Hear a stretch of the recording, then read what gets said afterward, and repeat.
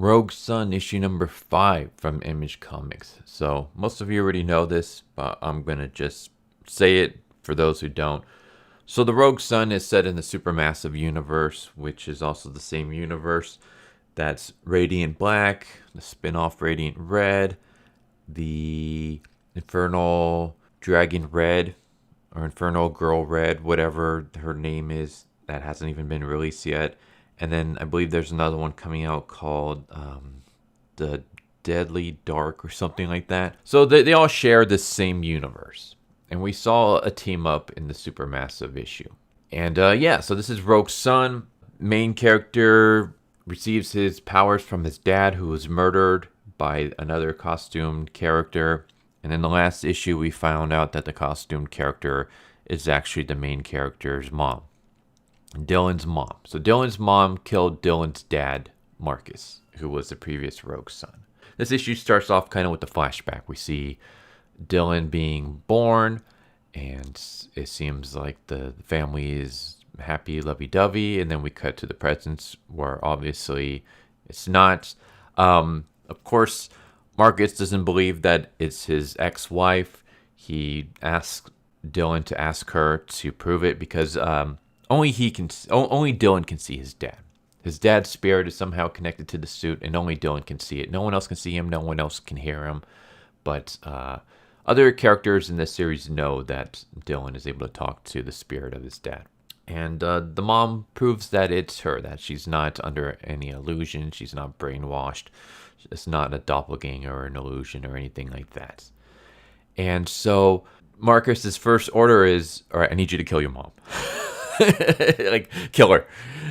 And of course, Dylan's like, no, like, that's my mom. I have no reason to kill her. Why the hell would I just suddenly kill her? And Marcus is like, you have to do it. And that's when they get interrupted by, I don't even remember her name, Demonica or something like that, the Soul Stealer villain that we saw in the last issue. And we get more flashbacks. We get Marcus showing up upset, and he has disappeared for 6 months. And he says, oh, it was a crazy mission. And of course, she's happy to see him. And he says, I'm not staying. I'm leaving you. It's over. And he doesn't give any reason why, and he just leaves. And of course, she breaks down from that. And we constantly cut back from the flashbacks of the breakup and just the relationship going sour and stuff to the present day, where we have this demon girl trying to attack Dylan, and then the mom keeps getting in the way and helping him and protecting him. And while the mom is fighting off the demon, Marcus is once again telling his son, kill her now. Like, she's not paying attention to you. Now it's a perfect chance to attack her. And Dylan's like, dude, I'm not going to stab my mom in the back, especially when she's the only one that helps me. He's like, why the hell would I want to help you? And Marcus is like, she killed me in cold blood. There has to be a reason. It's like, maybe the reason is because you're a dick. Maybe the reason is because you left her, and then you went and married some rich woman and gave her a family. Not even like a year afterwards. Because if you look at the characters, I don't know if they ever gave like a specific year of their like how old they are, but the half sister, Dylan's half sister, is not that much younger than him. Maybe a year or two. So the dad moved on really, really quick, and I'm assuming there's some kind of story there, but so far there's nothing for me to feel sympathy for him whatsoever. In fact, I don't feel sympathy for any of these characters except the mom. The mom's the only one that I'm like, okay, I can kind of sympathize with you. And we have a flashback 6 months ago where Dylan has been acting up again, and even though he's grounded, he just walks out. And Marcus shows up and basically kind of points out how terrible of a parent she is. He basically tells her, like, you're losing control of your son. His grades are terrible. You'll be lucky if he graduates. He's had so many run-ins with the law. I'm surprised I haven't had to smack him around yet. He needs a positive male role model in his life. And the mom starts laughing. It's like, really? Like, do you expect that you're going to be the positive role model? Like, other than being a superhero, there isn't anything positive about you. You're horrible. It's like, yeah, I kind of Gotta agree with that. Um, the thing is that when it comes to Marcus, they have showed no redeeming qualities in him whatsoever, to the point that when they finally are going to show why he left the family, and I'm assuming there's going to be some kind of like reason, oh, I did it to protect you and stuff, I'm not going to care. Here's the thing. There are a lot of characters out there that, can do evil things and become redeemable. But you have to show something. You have to give us a little nugget of something for us to like sympathize with them and to go on this journey of redemption with them. I would say one of the best redemption stories would be Zuko from Airbender, The Last Avatar, whatever the hell Avatar, The Last Airbender. That's what it is. I had it backwards for a moment. He started off evil, but we get reasons why in the very beginning. Like we see he's kind of sympathetic. He wants to prove himself to his father. His dad treats him like crap, and he just wants to earn his father's love. And we even have like another character, the uncle, who is also portrayed as pretty sympathetic and good. And so that helps us. And then when he starts going on this journey of redemption and starting to become good, we follow with him because we've seen moments of goodness from him. We see sympathetic moments of why he is the way he is. We haven't gotten any of that from Marcus. Even in the Supermassive story, I don't really care for him. He's just kind of there. There's nothing redeeming about this character so far. Even the way he tries to quote unquote help train his son is terrible. Like he's a piece of shit. He's a horrible dad. He's a horrible parent. He's a horrible trainer. There's nothing good there. So when he goes on this, when we have this redemption reveal where it's like, he's not really bad. Here's why he left his family all alone to live in poverty. It's like, I don't care. There's no excuse for doing what you did. I mean, unless it literally comes out that, hey, I had to leave you because you were going to die. Maybe, but I mean, you could tell them. Also, that doesn't make any sense either because you're a superhero. There are villains who are going to go after you. You're married and you have a kid. Obviously, if the villains find out your identity, they're going to go after your family. That's why there's been plenty of stories about superheroes trying to keep their relationships secrets or even pushing away potential relationships because they don't want to put them in danger. So you can't use that excuse because you're already married and have a kid with this person. So they're already in danger right then and there. So there's nothing here to really redeem Marcus in my eyes. I mean, we'll see. Maybe the writer is going to surprise me. But the way this series has been written so far, I don't have faith that the writer is good enough to pull that off. I know that sounds kind of mean, but I just don't. But yeah, he basically comes in, kind of tells her without without using the exact words, he pretty much just says that she's a terrible parent and that Dylan's gonna become a villain basically unless she changes her ways, and he's gonna basically be a part of his life, and there's nothing she can do about it. He even says right before she leaves, like you said, I'm a superhero and I want to see my son. How are you gonna stop me? And then that's when she's like, all right, you know what? I'm gonna make sure that he doesn't screw up my kid's life like he screwed up mine. So that's when she gets, she makes a deal and she gets these powers, and then eventually we see how she goes and she kills Marcus. We also have her being pretty smart in the sense that she fights Demonica. I think that's her name. That's what I'm going to be calling her anyways. And throughout the fight, she's basically saying like, my husband showed more compassion for you than he did for me. And by that, she means that Marcus has fought Demonica multiple times, and multiple times he's let her go. Or he captures her, she breaks free, kills more people, he fights her, captures her, puts her in prison, she breaks free. It's this never-ending cycle. Basically, the Batman and Joker situation. And she's like, I'm not going to allow you to hurt anyone else. So she snaps her arms. And even Dylan is kind of, he's like, we should take her to the jewelry store. And it's like, Dylan, why are you suddenly changing your mind here? Like, in the previous issue, you were totally fine with killing the werewolf. Like, why don't we just introduce him to the son? And it was the half-sister that said, no, like, we can just prison him in this jewel. But, so all of a sudden, he's just pulling a 180 here. It was kind of weird. But no, the mom just, like, snaps her neck and kills the demon. She's like, there you go. Why not just do that? Now this woman will never ever be able to break free of any prison and harm people again because she's dead. Why don't you just do that?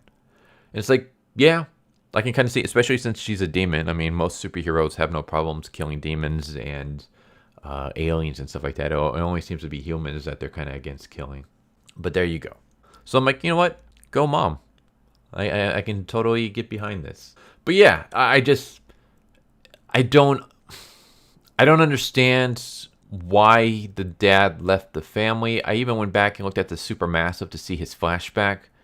And his flashback in that was just that he foresaw his death. So what, did he try to, like, he wanted to connect with his son before he died and then basically train him to become the next Rogue Son and take his mantle? Like, was he hoping to do that before his death? Even then, that's kind of like a dick thing to do, right? It's like, oh, I'm going to leave your mom and you when you were just a baby.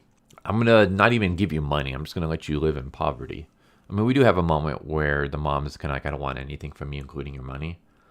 But it didn't. It doesn't even seem like he's tried. Like, she just assumes that he's here to give her money. He doesn't even offer money. He just basically comes to tell her that she's a bad parent, that he's going to get involved in this child's life against her will. So, but yeah, it's like he left the parents. He left the mom. He left the son when he was just a baby. Now what? Like, I did that for reasons that I'm not going to be telling you. And the only reason why I wanted to get back into your life before my death was because I wanted to train you to take my place, probably against your will, because it didn't seem like you had any interest in being a superhero until you found out that you can make money off of it. So yeah, I don't know. Writers got to do something crazy to kind of get me to be on Marcus's side here, because I'm totally 100% behind the mom. I have, like, the dad to me has no redeeming qualities to him whatsoever. There's nothing there for me to latch onto to kind of give him somewhat of of a chance or something. But yeah, other than that, I don't know. Here's one of my biggest problems with the series is that we have a main character who does nothing. Dylan has really done nothing so far in this story. It feels like every time like a villain gets introduced, someone else stops the villain, and it's just more of a setup to introduce another character. So we had, for example, we had Dylan, and he had his first fight where he loses, and that was to introduce the dad's soul and the dad berating him and telling him that he needs training. And then we had the werewolf, and the werewolf gets beat because the sun comes up because the werewolf is stupid, and that was introduced to show the sister showing up and taking Dylan and the werewolf to the warden so that the werewolf can be in prison. So that whole werewolf situation was used to introduce the warden. Then we have Demonica. Demonica was used to introduce that the sister is possibly a villain. She's trying to kill Dylan so she can get the suits, which is pretty villainous to try to kill your brother. Even if it's a half brother, it's still family. And it's not like Dylan has done anything to you, negatively. But yeah, the Demonica was used to introduce that the sister is bad and to introduce that the mom is the one that killed the father. And then, this issue, we had more of the story focused on the mom and the dad, and that was it. Like, Dylan is like a background character in his own series. He doesn't do anything. And it's very hard for me to get behind a character that's just there. I don't know, like, for me, it's fine to have stuff like that to introduce, villains or plot points so you can bring up other characters that are going to be important to the story. But you can't keep doing that while forsaking your main character. Your main character has to be doing something. Right now, he's just there. He's just an observer to everything going on around him. We're 5 issues in, and he hasn't really done anything other than kind of being a dick. So there's no sympathy for him there, really. And I guess that's my problem. None of these characters are really all that likable. The mom's the only one I can sympathize with, because I can understand why she did what she did. I can understand falling in love with someone, marrying them, having a child with them, being supportive with their career choice. Like, she didn't complain about him being a superhero Whenever he comes back and he's wounded, she always patches him up. When he disappears for 6 months, she's just happy that he's back, and she's there to take care of the house and raise the kid. She doesn't really complain. She's just like, I missed you. I'm glad you're back. And then that's when he drops the bombshell that he's leaving her. And then he leaves her for 14 years. Doesn't pop up. Doesn't say hi. Doesn't do anything. Nothing supportive. And then all of a sudden he shows up out of the blue to tell her how bad of a parent she is, and that he's going to get involved in his kid's life against her wish. And he's going to basically bring him into this whole superhero business, putting him in danger. And so the mom's like, no, I'm not going to do that. And he's a superhero. So like he said, there's nothing I can do to stop him. So I'm going to have to get powers of my own. So she makes a deal with a character that's not necessarily evil. The character himself even says, like, the deal we make is neither good nor evil. It's just a choice that you have. So she makes this choice. She gets the powers. She tries to stop Marcus. She ends up killing him to make sure that he stays out of his kid's life. She was not really expecting Marcus to give the Rogue Sun powers to Dylan. But when he did, she was even supportive of Dylan. She was like, is this something you want to do? And when Dylan said, yeah, she was like, okay, you can become a superhero, but you got to make sure that you still go to school. You still like graduate. That's all I want for you. I want to make sure that you graduate. If you can do that, then you can continue being a superhero. So all she wants is the best for her kid. So I'm totally sympathetic towards her and everything she's done so far. I'm not saying she's the greatest character or anything, but she's the most sympathetic character in this entire series. And we're trying to portray her as bad. At least Marcus is like, she's evil, you got to kill her. And then even the way that she just kills Demonica, even like Dylan is surprised, like, no, Mom, like, we don't need to kill her. We could just imprison her. It's almost like they're trying to portray her as a villain. And it's like, no, I'm totally behind her. I've always been one of those people that I'm like, when you get the chance to kill the villain, do it. The whole, like, no, I'm not going to fall to their level. It's like, that's just an excuse that they use, because the actual reason that they don't kill the villains is because the villains are popular with readers and they want to keep bringing the villain back because they don't want to have to keep making up new villains that hopefully the readers will enjoy. That's why they keep that's why they keep bringing back popular villains. That's it. It has nothing to do with, I don't want to fall to their level and stuff. It's like, all right, you've already made all these sacrifices, so you don't want to quote unquote fall to their level, but you're willing to keep letting them break free and killing more innocent people when you could put a stop to it permanently. No one's going to stop you. So yeah, I've always been one of those people who's like, kill the villains when you get the chance. So yeah, they're trying to portray her as possibly being bad here. And it's like, nah, she's the only one that's right. She's the only one that's good in this. But yeah, that's my problem with this series, is that none of the characters besides the mom are all that likable. There's really nothing going on. I mean, I guess we're finally getting something here. Before it was this, I guess you could say it's world building and introducing characters and stuff. Fine, I'll give you that excuse. But we do have the fact that the main character is an observer and he's a background to his own series. He's not really doing anything. He's just there. Everyone else around him is doing more than him. And it feels like the story is mostly focused on everyone else but him. So it's like the story's focused on Marcus and him being a spirit within the Rogue Sun suit. The story is on the sister being evil because she wants to get the suit so that she can have it or her brother can have it. That basically her immediate family can have it and not her step sibling. The story is focused on the mom and the relationship with the dad and how that fell apart and stuff. Basically, it's like it's everything but Dylan. Yeah, Dylan has a little part to play in all of these, but he's just kind of there in his own story. And it's kind of like, all right, whatever. And yeah, another thing that I realized, I actually went back and I looked. I might have mentioned this either in the video or in the comment section of one of my videos in response to someone. But I think the supermassive universe is off to a terrible start. It's really rough. I mean, it started with Radiant Black, and then Radiant Red and Rogue Sun. And let's just say that Radiant Red is terrible, Rogue Sun is not all that great, and Radiant Black is okay. It's not great. It's not terrible. It has its ups. It has its downs. Lately, it's a lot of downs. Lately, it's just really, really boring. You guys can go watch the video on that, but it's like 5 issues of nothing so far, nothing happening. It's also a really bad start.